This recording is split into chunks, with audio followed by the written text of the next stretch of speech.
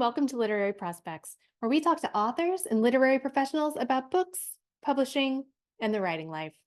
I'm Kelley Vick. I'm the host of the program, and in just a moment, it will be my pleasure to introduce today's guest. But first, a reminder that if you like what you hear, please do take a moment to subscribe. It helps us out, and you can make sure you never miss an episode. Also, we've opened a Literary Prospects shop, so if you're looking for bookish shirts, totes, and gifts, please check that out at literaryprospects.etsy.com. And to grab books featured on the podcast and check out more curated book lists, you can visit the Literary Prospects bookstore on bookshop.org. We'll leave all those links below in the show notes. And now, let's introduce today's guest. Chelsea Bieker is the author of the debut novel Godshot, which was longlisted for the Center for Fiction's first novel prize and named a Barnes & Noble Pick of the Month.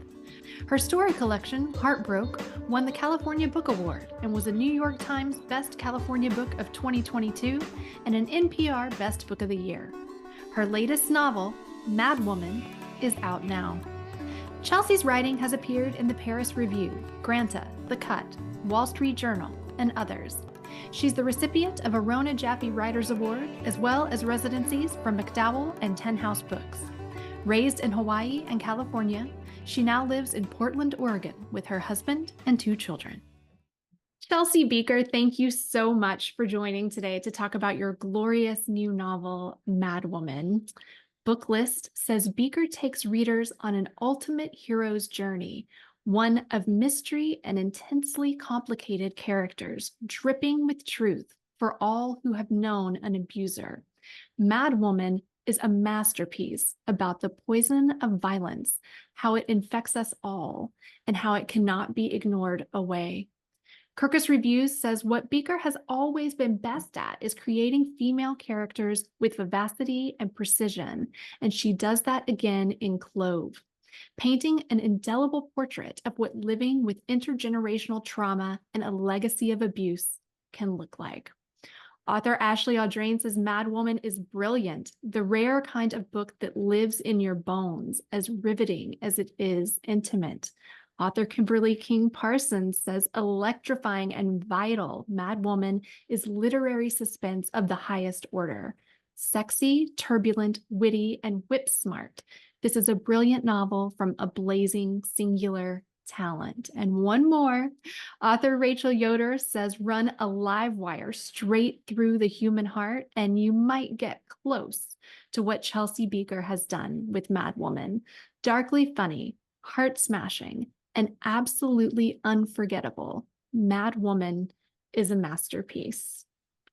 So with that, what can you tell us about Madwoman? How would you describe this novel? Thank you for that beautiful reading of those. You could just keep reading those to me if you would like for the whole podcast. There are plenty more. I'd be happy to. I'll read more for you later. I'll let you. Oh, you sound so good. I love hearing those because I don't know, it's just a reminder that we're all in this literary community together, reading each other's work, and those are all writers that I admire so much that you just read, and of course the trade reviews coming in. I think it feels really really good to just feel like the book is being understood in the way that I hoped it would. So those were great little teasers for it. What can I add? You know, I kind of set out to write what I thought was going to be a funny book about motherhood, and particularly I wanted to capture the moment I was in with 2 younger children, you know, that we were out of the baby phase, but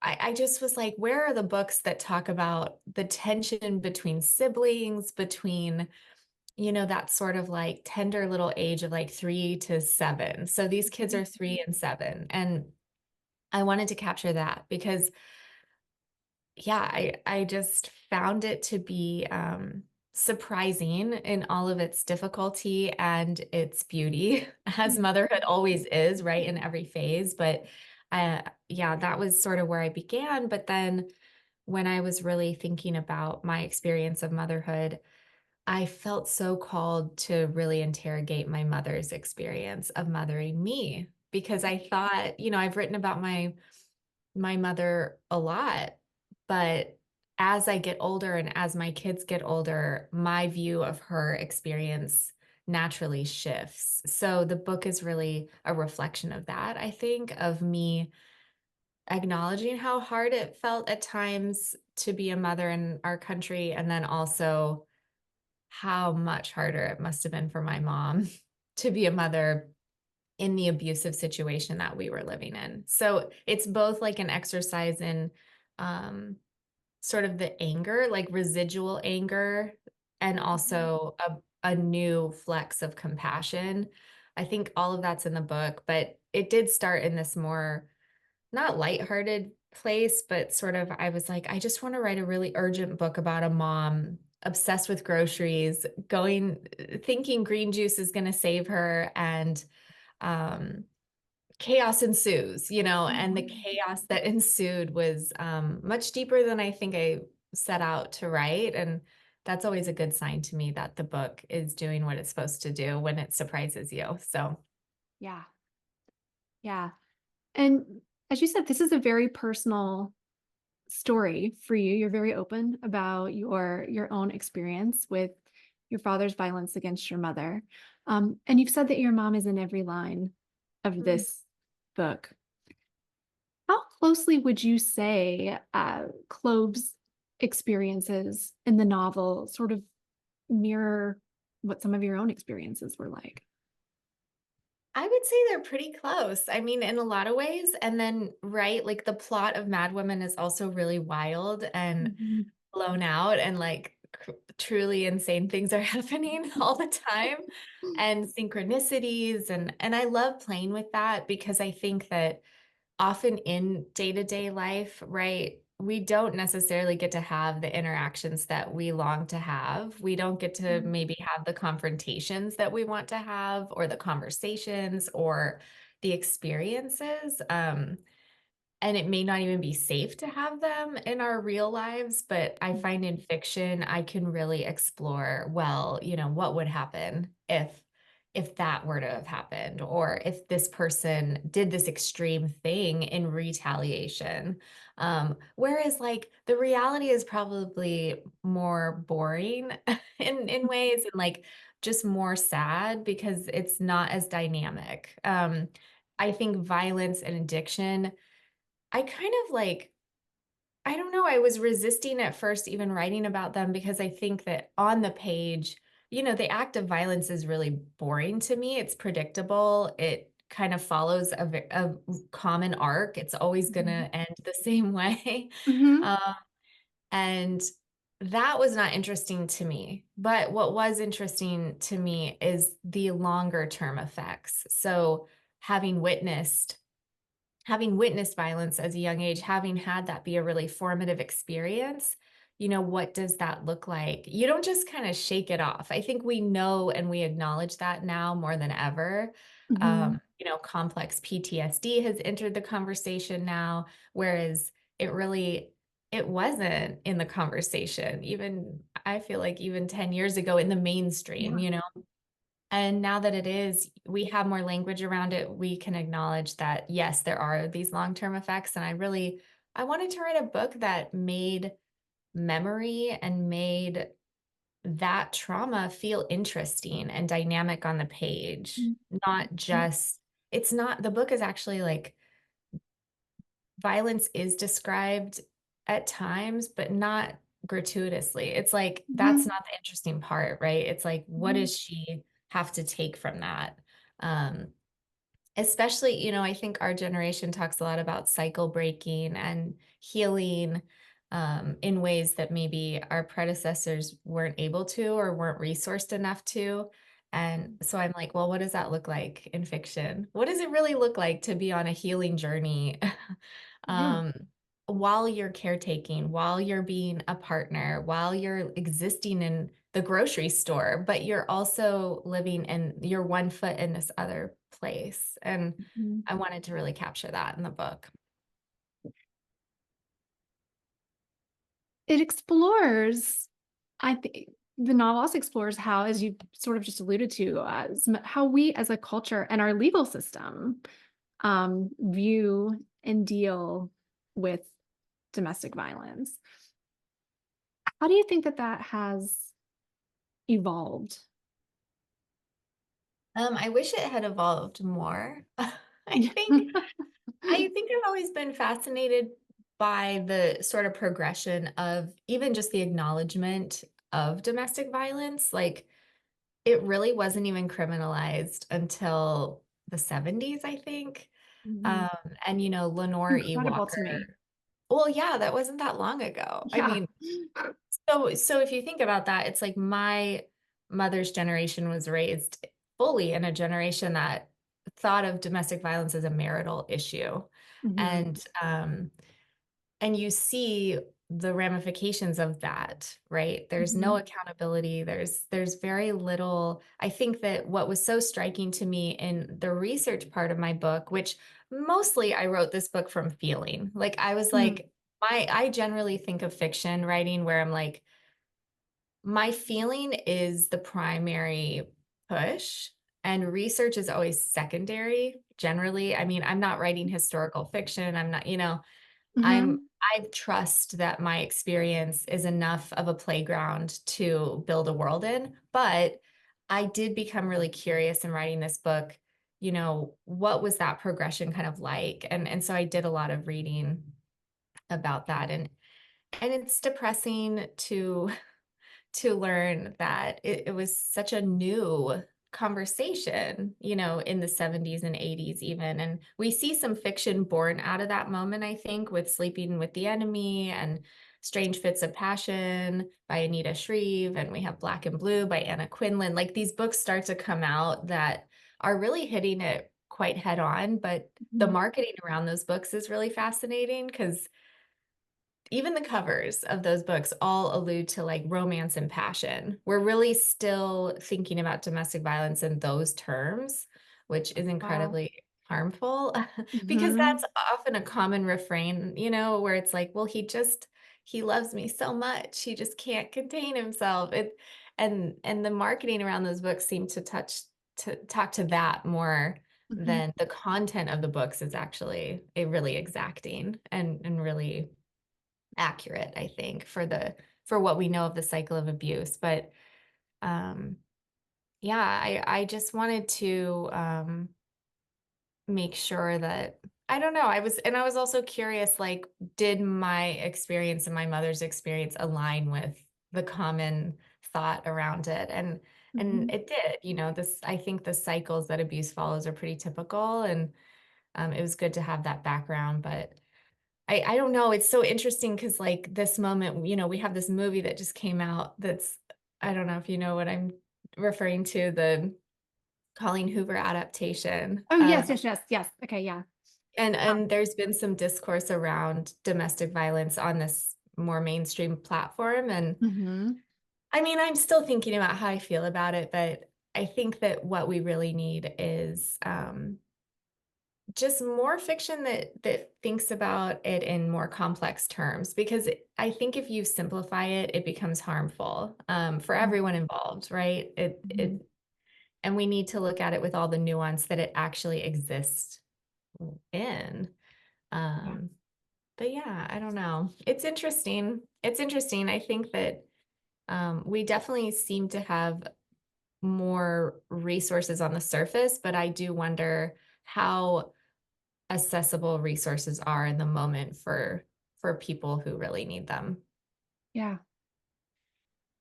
Speaking of not a lot of resources for people who might need them, another sort of theme in the book, something that our protagonist is going through is post-weaning anxiety. Can you talk about that a little bit? Yes, I would love to.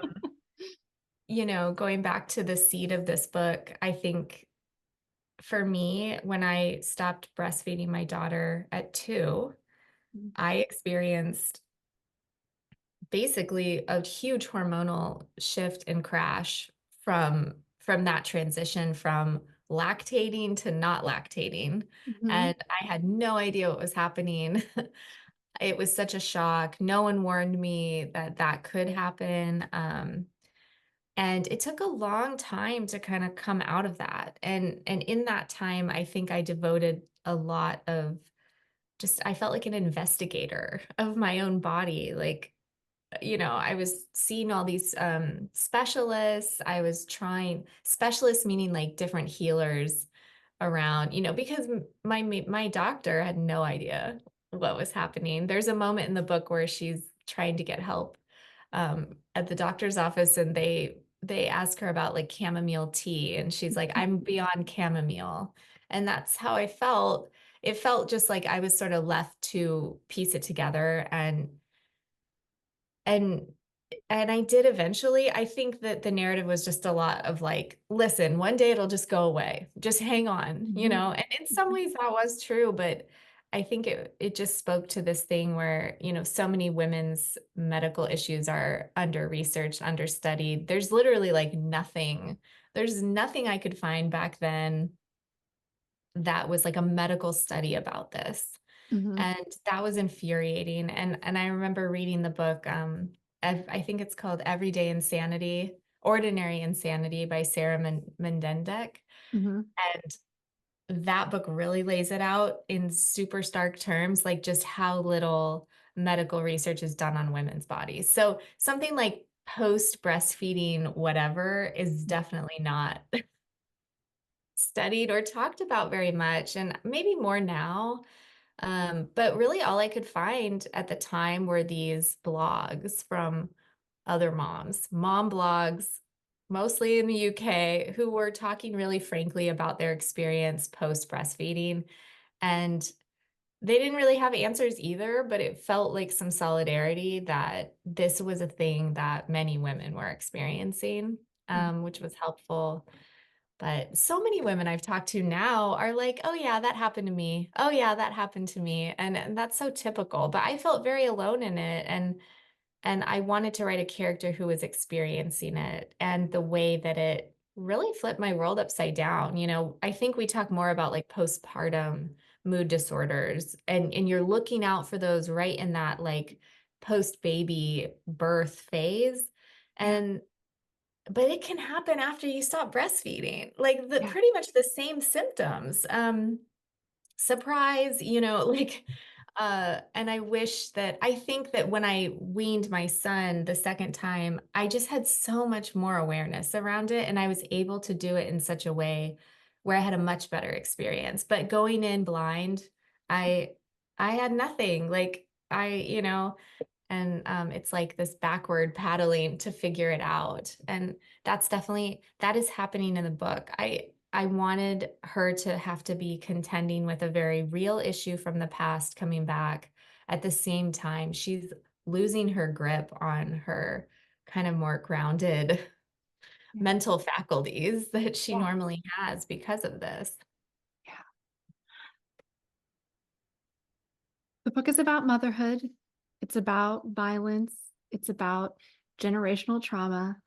It's also a sometimes really darkly funny exploration of wellness culture and grocery stores. Why grocery stores?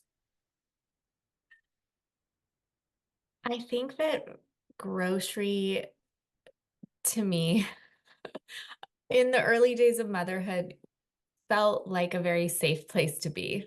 Mm-hmm. And I won't say that like every grocery store would feel that way. It's really these specific sort of more natural community type grocery stores. So think about your local co-op, or if you have a grocery store with a little eating area, I felt like it was an easy place for me to be with my child, whereas so many other places had become very difficult to be with my child. Like I just started developing so much, I think anxiety to like, it would take her to a restaurant. I was like, no, Yes. I want to go to a restaurant, but I will go to the patio eating area at the grocery store because it's just so low stakes, and we can kind of like just hang out there. I don't know. It became this little place. And even before that, I think grocery felt like a safe place to me. It just always felt like a place of solution. Like I Mm-hmm. think there's a line in the book where they're like, um, everything in the grocery store is the answer to a problem.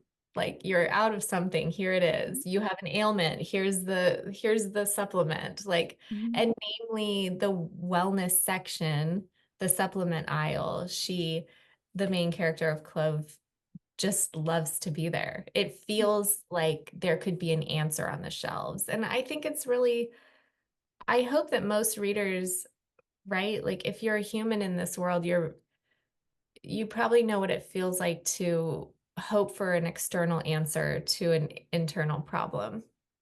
Um, and sometimes like you do need magnesium, like you will sleep better if you just take them, you know, or sometimes like you will feel more energy if you know your adaptogens. But I think ultimately the book is really about like the much deeper work that also has to be happening.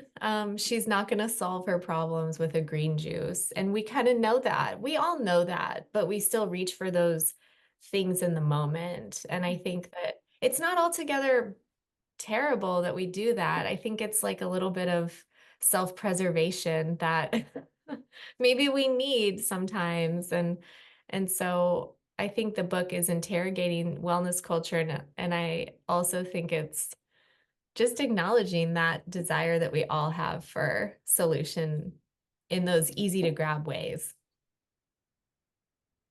The story is narrated by Clove in the first person. And we know that from the beginning that she is speaking directly to her mother. It's almost like a letter to her mom. How did you decide to use this specific perspective in telling this story? Yeah, the book was always written as a direct address to her mother. And it was interesting because I went back all the way back to like a blog spot I had in, I don't know, 2009, my very early 20s. And I was writing these little fragments, Dear M, Love C. Like I was writing these little letters back and forth between a woman, a mother, and her daughter. Mhm. And I was always very drawn to that. That's the sort of intimacy that a letter specifically can provide, or that sense of like the direct address on the page has so much urgency, but it's also monologue in nature. So the person talking really has the floor, like no one's interrupting. She can finally say what she needs to say. And it forms like a real direction for the book because on one hand, you know, she really wants to be known by her mom. I think beyond all the drama of the moment they're in, there is this desire that she doesn't feel like her mom ever really truly knew her because they were always in this survival mode together. And when you're in survival mode, you're not really available for that super, like you're connected, but you're not necessarily connected in that everyday way. Mhm. Everything is always heightened. It's like these highs and lows, highs and lows. And I think within that, certain things can really get lost. Um, Especially between like a parent-child relationship. And so Clove has this sensation as an adult, like, wait a second, like you never really knew me. You don't know me now. You didn't really know me then because, I was your like accomplice. I was like helping you. We weren't like, you weren't exploring my interests or Mhm. something. Mhm. That maybe if they weren't in a violent scenario, they would have had the space for. So I keep saying like the book is also about this way that male violence interrupts the mother-daughter connection or the parent-child connection. And Mhm. that's kind of how I see it. And so the direct address is really my way of allowing her to push past that and be like, this is my moment. I'm just going to have the floor and no one is going to interrupt me because, you know, I'm writing this letter or I'm speaking directly to a person. You're known for writing characters with very distinct, clear voices. Clove's voice in Madwoman is so specific and urgent and darkly witty. Is that the aspect of character that comes to you first? Do you hear the voice first? Yeah, definitely. I think I will hear like a line in my head or I'll think like, oh, that I like the way that sounds, or I'm really attracted to the sound of a sentence, or Mhm. the way of seeing something just like a little skewed. Um, that really can start to inform how the character will see other things, how they'll speak to others, and that's where, like, I would also say a character starts to form that is much different and more singular than me. Like, I'm over here, maybe I start the book or a project with this feeling that I have Mhm. or an observation I have, but then when I give it to this character, it starts to build out into this other way, and they become their own thing, you know? Mhm. Um, and I find that to be really interesting. But yeah, it definitely starts with that sort of sound, that register for their voice. I really hear a lot. I've always been like that. Like, I've this doesn't happen very much, but I have had the experience where it feels like I'm hearing something and I have to get it Mhm. down. Mhm. I think that's like the high we all chase as writers, that Mhm. feeling. You're Yeah. like, "What? Okay, I'm just transcribing." Yeah. But I do think that there's something to that. And of course, like, it's coming from me in some way. It's coming from that more subconscious place, or the whatever memory is holding and simmering in there. Mhm. Um, but we have to really stay, I think, alert to when those little hits come through and really get them down. Yeah. Um, yeah. Do you notice that they tend to come through at any sort of specific time, like early in the morning or late at night, or is it just when it comes, it comes? Often on walks. I love to do I will make like a playlist that feels connected to the book, and I do it slowly, like a song will be added every couple days. It's not like I sit down and I know all the songs, but it just starts to build. And then I have this playlist that I will take on walks. And that is my really intentional time to go into a more visual, like, dreamy place where Mhm. I'm seeing the book play out like a movie. So I'm walking, I'm listening, and I'm intentionally, like, setting my mind to try to see the scenes, Mhm. and always something will come through during that, and that's how I will solve things.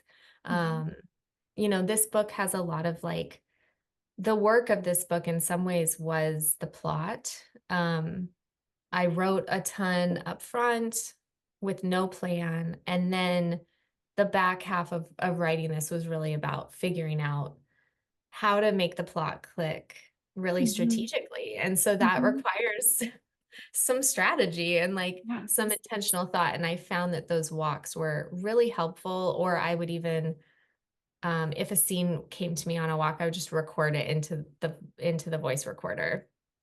Um, and that's sort of, I will also say I like the advice. I heard this once, I believe Anthony Doerr said this, but he was like, "Imagine you're painting a mural across a long wall, and the Mhm. key to continuing is to never let the paint dry." So, we're always putting some paint on that mural every day in some way, and it might not be a full out writing session, but taking those walks to me feels like keeping that paint wet and, like, moving. Everything is Yeah. staying, in motion, and if I let it fully dry, then it's just a little harder to get back into that place. Mhm. Um, but yeah, and anything can keep the paint wet, like, it doesn't have to be a really long walk. It can also be like a 5-minute moment that you just take for yourself and allow yourself to, like, listen to that music or meditate in silence. A lot of that stuff for me comes up during those times. Mhm. The novel weaves through time. We see Clove with her family present day, and we see her growing up. Neither timeline is completely linear. It's almost kind of stream of consciousness, but the tension is always ramped up. There were definitely many times when I was reading where, it's that, oh, wait, I can't put it down now, just one more chapter. How did you manage to keep that tension pulling all the way through in a narrative that's kind of flowing and weaving through time like that? That's a great question. I love books that have that sort of dual narrative structure Mhm, where but both threads have to really be pulling their weight, I believe, mhm, like, mhm, to justify. If we're gonna go back in time and have this separate thing happening, it needs to almost not stand alone logistically, but, like, it needs to hold its weight in the sense that it has a tension arc of its own. mhm, So I wanted the reader to always feel like, this other story was always simmering. So if you're in one place, the other story is still calling back to you because you're like, "Well, wait, I need to know what's happening now in the present time. Wait, what's gonna happen in the past?" And you see the ways that they converge by the end, and I was so intrigued with that too because I think that, again, that is sort of about the tension of memory itself and how to make a memory feel threatening, um, mhm. is hard to do. Yeah. So I started that dual timeline as a way to really allow for the past to have its own sort of internal logic in the story. And I loved writing the past sections actually. I think once I started them, it wasn't originally like that. It was sort of just she would have these shorter flashbacks throughout the main narrative, but I found myself really enjoying writing about her time in Hawaii, her time in San Francisco, this really coming of age moment for her when she is finally on her own at 17 and falling in love for the first time, and I was like, "Those deserve sort of more of their own scaffolding," so it just felt right for this book. Yeah. I'd like to talk about place for a moment. You've said that place for you is held in the body. What do you mean by that? And how does that play into the settings that you've chosen for this book, Hawaii and San Francisco and Portland? Well, those are all places that are have a very sense memory for me. I think because I spent my formative years in Hawaii. We know that, the brain is forming all its synapses and everything from like 0 to 7. Those are like the big years. And obviously, we continue to form our brains longer than that, but that's really that early construction. And I was doing a lot of like therapy work around that time as well, and really unpacking those formative ideas that I had um, formed Mhm. about the world. And all of those for me happened in Hawaii. So, that was and it was a place I'd never written about before. I think prior to this, so much of my writing was really set in the Central Valley where I spent the second half of my childhood. Mhm. And, I felt a need to move on from that in a way. And so when I was thinking, where are these other places that feel super hot to the touch to me? Well, Hawaii, because that's where I lived with my parents together. After that, we never all lived together again. So it was really just this time. It's so specific to me. And the backdrop of that place, um, obviously, it's so beautiful. It's so many things to so many people. But for me, it was also this beautiful place and also a place that represented sort of a terrifying time as Mhm. well. So it's like beauty and then terror is always connected in a lot of my work, but also San Francisco. San Francisco to me was really a place that I don't know. I mean, I had a lot of family growing up in the Bay Area, but it was a place that I went a lot. And I lived there for a little bit in my early 20s, and that was really a time where I was figuring out, who do I wanna be? Like, who am I outside of all of the shit from my childhood? And I think that's what many of us are doing in that first adult time. We're like, oh, I'm on my own. I can actually make my own decisions. I can decide a lot Mhm. more than I thought. And so I was really trying things out, in San Francisco and having a lot of fun, but like that pain of the early 20s where you're reckoning with, I don't know, like from whence you came and also who Mhm. you're going to be. It's like a very turbulent time, as many works of literature attest to. So, and then Portland is where I've lived for almost 15 years. I've never really written so much about a place that I haven't really lived in or spent a lot of time in. So it just felt natural that those would be the settings for this one. You have 3 books out now, 2 novels, and a story collection. And I couldn't help but notice all 3 are one-word titles that are compound words: Godshot, Heartbroke, and Madwoman. Is that intentional on your part? And if so, what is it that you love about the one-word compound word title? I don't know if it's intentional. It's so funny because at some point I became conscious of it, and then I was probably like, well, do I just keep this going forever? You know? Um, and maybe so, but who knows? I think it must be some connection to just my love for language in general and the way Mhm, words fit together in surprising ways. You know, the words together are sort of like there's friction between mhm, them. mhm, God next to shot is mhm, not only like sonically interesting, but there's some inherent like tension there right away and mystery because you're like, what does that mean? mhm, What does mhm, God shot mean? I mean, probably some people, if you grew up religious or in recovery rooms, you know what you don't have that moment of like, what's that word? But if you didn't, there is a moment of like disorientation with it, which I mhm, think in some ways is interesting. Heartbroke felt very close to the way that my characters spoke and mhm, hitting that certain kind of like vernacular or like the way that so often I feel like growing up, my family had a way of saying something just a little off. mhm, Like it wouldn't quite be the normal way that you would say it. And so it just sticks. And like heartbroke we hear heartbroken or heartbreak, but mhm, I don't know about heartbroke.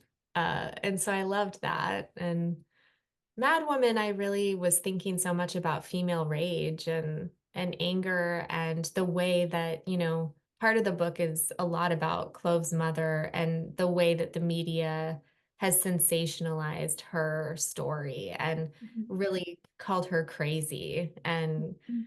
she's a madwoman. A madwoman, commits this random act of violence. And it's like, we see shows like Snapped, and I don't know if you remember Snapped. Maybe it's still on. I do remember Snapped. Yeah.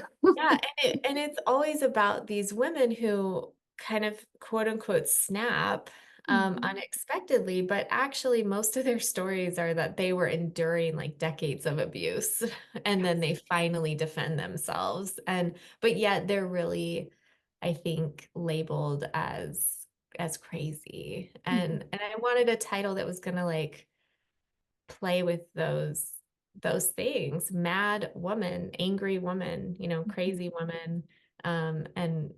And what it feels like, I think, to feel sort of hormonally out of control and not have that acknowledged, and you feel like you're crazy. mhm, mhm. And so there is like a sort of an urgency in the word for that too. I just felt like that was always the title of the book, and I'm so glad it never had to change because it's just easier when it works out. Yeah.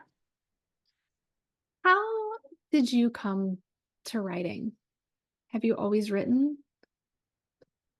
I think so. I always felt so drawn to it. Journaling and I don't know, just and reading. I mean, like most writers, I think that books were just an immediate source of comfort, of companionship, of, it was how I learned about the world. I was not a great student. I don't know, especially in high school, I was kind of like, what am I doing here? All I knew was I liked to read. And and I was lucky that my English teacher kind of recognized that in me and got me involved in the school paper. So I started writing these book reviews for our high school paper and doing little articles. And I look back and I'm like, that was life-changing because it created a sense in me of purpose and also that I could write and have a byline and offer something to the world and have like immediate feedback from other people. It was this interesting moment where I think my life really changed and I was like, "Oh, I guess I could do this." Like prior to that, I don't think I had a sense of what it was that I was really meant to be doing. Mhm. Um, and very little like direction in that. And then in that journalism, I ended up going to college for journalism. I worked on a lot of magazines and newspapers for years. And I'm really grateful for that start because I think it really just taught me that I could write on a deadline. I could write any time of day, anywhere. And also, as a journalist, you're incredibly curious. You have to ask really good questions. You have to be really present and notice things and take your cues from the other person. And it broke down my shyness because I started learning like I could talk to anybody if Mhm. I needed to. And it taught me how to ask really good questions. So, in a way, I think it was the foreground for becoming later a fiction writer. I always wanted to write fiction. I mean, I was I always knew, I think that that was what I was more interested in, but I didn't know that you could do that as a Yeah. career, you Mhm. know? Yeah. So the journalism was so useful as that like early foundation. So I'm really grateful that I got a start that way. What was the road to publication like for you My for gosh, fiction? for fiction, yeah. Let's see. I mean, I kind of remember just sending things out to journals and not really knowing a lot. I knew nothing about the industry, or I think now there's so much more information about like career trajectory. Like I see all these podcasts that are like with literary agents and they're telling you tips and tricks Mhm. and you get a lot more perspective, but at the time I just didn't have that. So I was like submitting work to magazines that I liked, if I liked it, I would just send something out of nowhere. It Mhm. was not super successful for a very long time. And then probably like most writers, like you start to get those like maybes from editors. You start to get those like nicer rejections, like, Mhm. well, try us again. And you're like, oh, I'm on to something. And then I think like I look back and I'm like, I just had a spirit of like not giving up. If you take a rejection and you internalize it and you're like, that's it, I guess I'm not good enough, you can't do that. Like, you Mhm. have to just be persistent. I think that continuing to put yourself out there again and again is really the key in many ways, right? Mhm. And eventually, if you're really making work that's authentic to you, the right people will come. The right people will start to find you. And that's exactly what happened to me. I think that I just kept writing my weird little stories, and eventually they found their audience and they found their place. And I was able to find an agent that was also into my stuff, and that's a lucky break in many ways because then your agent can really form your direction Mhm. toward publication and can really, you just immediately are like not so much in the slush pile, or Mhm. not, or maybe you are still in the slush pile, but your agent is helping you figure out like places to send your work that make sense, things like Mm. that. So that's very useful, but I do, yeah. I don't, it looks different for everyone. And I look back and I'm like, oh, I wish I knew things back then, but I don't know, I didn't. And here we are. So we find our way. What do you know now that you wish you had known before you publish your first novel, before you published Godshot? Oh my gosh. Well, first of all, I wish there was some sort of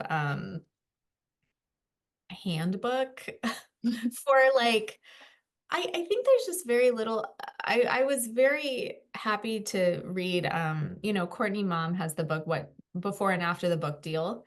Mhm, That is the most direct book I've ever seen about what to expect, what to do, timeline stuff, like just the questions that you naturally have that aren't always told to you. It's mhm, like it feels like there's a lot of mystery sometimes where there shouldn't be mystery. It's like mhm, I don't know what that is, but I remember with my first novel, mm, I had a great team. I mean, I was lucky in terms of that, but still, I don't know that I was prepared for like interviews and what to expect in terms of the types of questions people were going to be asking me. mm, I felt a little thrown into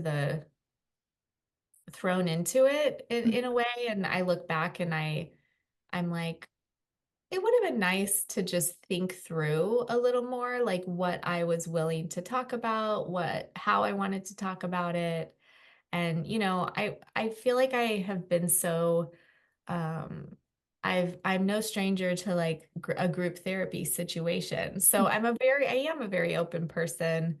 Um, but still just really like having a little prep around mhm, realizing that like you control the narrative. It doesn't really matter what somebody asks you, you can still answer in the way that you want. mhm. Um, I don't know that anybody really ever said that. So I had to find that on my own. I think a lot of writers do. Yeah, That would be something, I yeah, guess. You know. yeah. What's your favorite or your best piece of advice for aspiring authors? Yes.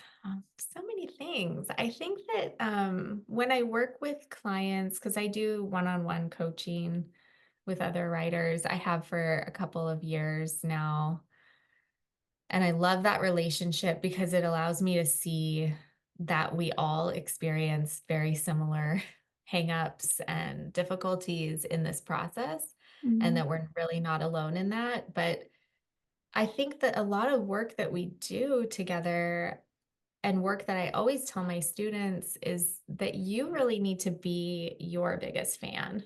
Like, I hear so much where writers are like kind of cutting themselves down or, oh, I'm not good at that, or I'm not, mhm, and really I would encourage writers to be like, no, like believe in yourself. You better believe in yourself. I don't like with all this rejection, with all of the no's that you are just going to get, no matter how successful you are, the most successful writers are still rejected for things. You can receive a rejection and win an award in the same day. I've literally had that happen where I get notice I won an award, and 5 minutes later, I'm rejected from a grant or something. Like mhm, you just start to see that that stuff actually does not matter. The only thing that really matters is that you are staying true to yourself and your work, that you're not like filling a hole in a marketplace or trying to even imagine that you can do that because mhm, the way the marketplace works is so crazy and everything is out so long. Like by the time you're done working on, your vampire book, we've moved on to dragons or whatever. Like mhm, don't try to fit into a box that you think is there. It's really, really, really about cultivating that self-trust in your own work and your own impulses. I see also, maybe this goes hand in hand with that, where I see a lot of writers having like a ton of readers, like a lot of cooks in the kitchen. And I think that while reader feedback can be extremely helpful and it's really good to have a few trusted readers for your work, when you start to invite too many voices in, I've never really seen it be helpful for anyone. um, Mm. and it's very easy to be like, oh, that person must know best. That person, oh, maybe I'll change that because they didn't like it. And if you start to do that, it just starts to degrade your own vision. And actually, your vision should be trusted. I think often, like, the work that needs to be done is figuring out how to, like, if you're getting feedback that's negative, it doesn't necessarily mean that that person's idea of solution is correct. It just means that you need to figure out how to do your thing better. Mhm. Um, and not let go of that, and really work on that self-trust and that self-confidence, because I don't know, it's like, if I wouldn't be putting work out into the world if I didn't think it was good. If I didn't if I didn't love it, if I didn't read my own work and was laughing and having a great time, like, how could I expect someone else to enjoy it later? I just do believe that we can kind of take back that narrative of, like, the tortured writer, and a lot of the sentiment that writing is painful, writing is so hard, um, and just own it in a different way and really cultivate that self-trust. I love that. That's great advice.